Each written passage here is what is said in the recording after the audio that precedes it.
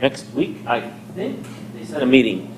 And so we haven't done a wrap-up on that yet. But Corn Palace was heavily involved in that event. And I think it went well, though there are certainly some changes we will make, just like all our events, to keep them fresh and lively and less stressful and more profitable type of thing. We had a First Friday event, of course, that we did on a Friday night. And then Tariq the Corn Kid, that came up really quickly. Does everyone know who that is? Okay, so I don't have to pull him up on YouTube. Yeah, do now. It was, so the state of South Dakota's Tourism Division contacted our Convention and Visitors Bureau, reached out to us and said, hey, we'd like to bring him here, or we're going to bring him here to the Corn Palace. Can we accommodate? And we absolutely did. It was really a fun event on Friday morning. Not a big crowd. They did not want a big crowd for this family, but they were the most humble and appreciative family. The kids had never been out of Brooklyn, New York. So for them to see this beautiful blue sky and clear air, the girls, I spent more time talking with them than Tariq, because he was the rock star, right? And anyway, they were just amazed how fresh the air smelled and how far you could see. And he truly is passionate about corn, and it went off really well. It was a little 8 to about 10, 15 event, and the tourists were here, recognized him. We had him up on the big screen inside of the tour. The state, I happened to see this lady from the State Department of Tourism on Thursday night, I forget what it was, afterwards anyway. She was coming back from a soccer match in Harrisburg. They live in Pierre, and she says, Doug, our stuff's got 2.5 million views. They were thrilled from the state. She says, we've had nothing like that. So I'm thinking Sturgis, Mount Rushmore, you know. So she's going to send me all the analytics when they're done, but she said it's still going up. She says it was knocked it out of the park type of thing. So we got some nice accolades for that, and that was really fun. And then we came back on Monday to the state pedal pull. So we have a guy that's on the state committee for pedal pulls and the national committee for pedal pulls from Burke. And he does this for a living. He goes around the country and does pedal pulls. Chad Stivic is his name. Great to work with. We had 233 pullers and about 1,000 people in the building. The national is on the 24th. So we'll have 500 kids pulling and 2,000 people. So it's one of our biggest events next to the circus. So that's going to be pretty exciting. Dakota Wesleyan started their practices. We threw in a Colonel volleyball game the same night as College Palooza. And I don't know if we got a full count yet. I would say 250 to 300 maybe for the College Palooza. I thought it went really well. And we accommodated them out in the lobby, and then did volleyball inside, because it was a hot day. It was 100 degrees or 101 about 4 o'clock, and they asked if they could move it here, so we accommodated that, and that went well. And then just a couple more things: the upcoming bull riding on Friday and Saturday, the Raise and Rank.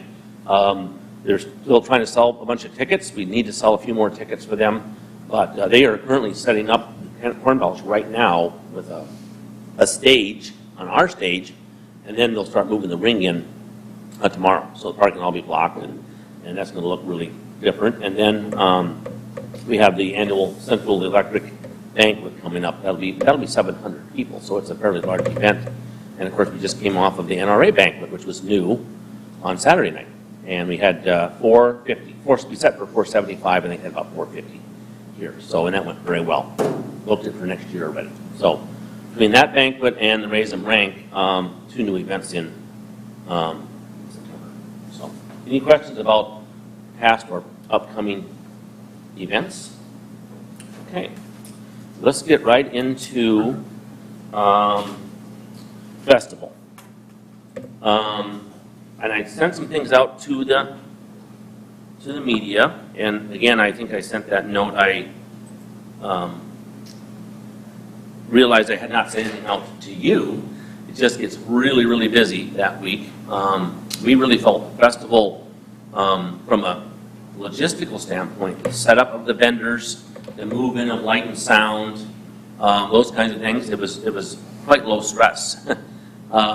So, you know, I think I'm getting a little more experience. We obviously have Craig's here this year for box office to take care of all of that. We had great volunteers, so thank you for those of you that came and helped out with tickets or ushering and things like that. You just need bodies. We had a good group of summer help we brought back and did security. You know, when those buses show up, it might be 10 in the morning or 3 in the afternoon. They don't ask, they demand those buses be protected with at least 2 people at all times. They want no one around them. So it does take some bodies to do that, and we ended up renting some fencing, which, again, all those things help make it go smoothly. I felt our plaza entertainment, our free entertainment was really well attended. I mean, if you were here and went down there was always people under the tent. You know, sometimes 100, 150 people. And then we did after shows. So lots of good things for the festival, but what you're most interested in and what's most important is our numbers, right? So I'm going to get right into this and zoom in a little bit so we can go through this and for the public to see as well. So on Wednesday, that was our festival opened, Gold Star set up. The rides, required rides, you know, some folks say, oh my gosh, there's not near as much here. We contract for 17 rides with them. That's what they have here. They brought in 2 bigger rides this year, which we liked, and they seem to be teenager type rides, I would say, or adult rides. So they did what they were supposed to do. I didn't have any complaints to me about Gold Star folks at all. You know, so if you hear things like that, we certainly want to know about it. But so Wednesday's our opener. We just had Adam and Amy Pope on the stage. They did a very nice show out there. We did light and sound that day. We had rooms for Romeo Entertainment. Our other rooms were all comped as far as that goes for that night. Let's go to our concerts. On Thursday, Danica Michaels was our opener. I have these in a different spot here. Let me go here. There we go.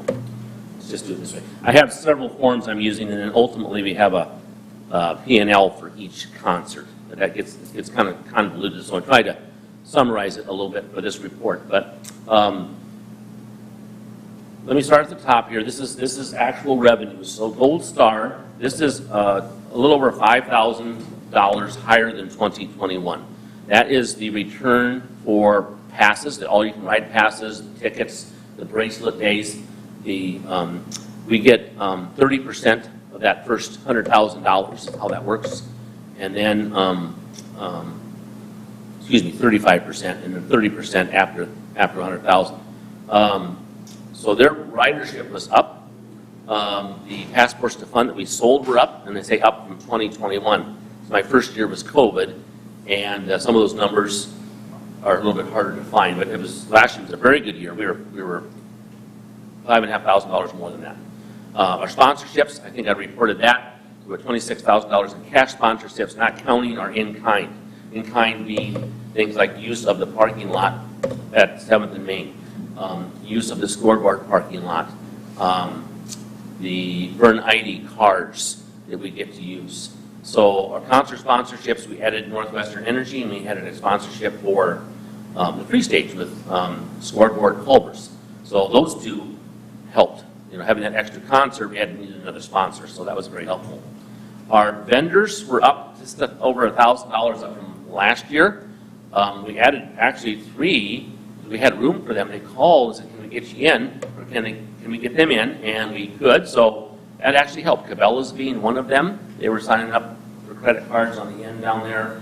The Little Africa lady that was down by the back 40 was kind of a late. And then the one gentleman that was in front of City Hall had a wide range of bamboo hats and jewelry and things like that. He was, and we had room for them. So that put us up a little higher than last year. Tickets sales. This was obviously the big hit for the festival. You know, no secret, I'm disappointed in ticket sales. Randy Hauser sold 722. There's the total revenue from tickets. That's not fees. Russell Dickerson 1,046, and then tickets sales. Night Ranger 951 and Randy Travis 658. To give you an example, last year Whiskey Myers was 1,470, and Blackhawk was just right under 1,300. So when you start doing the math, $35, $40 a person, makes a big difference there.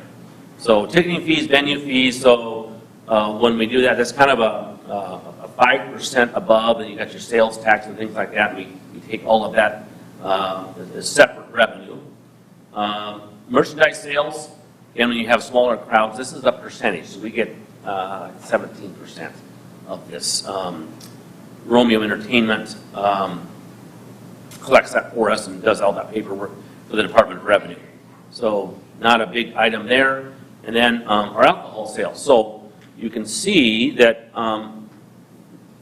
you know, the bigger the crowd, and I will tell you, last year with those bigger crowds, our alcohol sales were $4,000 more in 3 shows. But ultimately, the Randy Travis show or the Sunday show was, you know, nothing really in sales. So Dickerson and Night Ranger did quite well, and that's, you know, for the number of people we had here. So the per person that they bought, and that had a lot to do with our dollar more, right? We were $5 beers and $7 mixed drinks versus 4 and 6. So I think that we will continue to do that. And in fact, we will be doing the same thing for the rodeo here on Friday and Saturday. So, you know, we went through any place that we got revenue for a festival, $229,658. That's very close. We have expenses. We have a few things that aren't in yet, but I've tried to estimate those as much as we possibly can.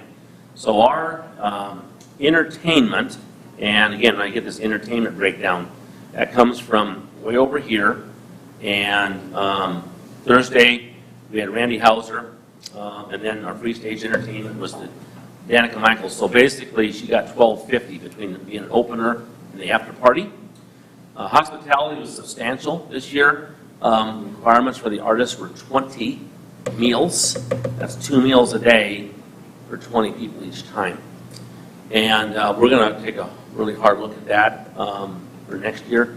Terrible amount of waste there, you know, but you're required to have 2 entrees, 2 hot items, you know, nothing fancy. It was just, you know, they want Midwestern food, you know, but when you're talking 20 meals, County Fair worked with us, did most all of these, and but still $1,600.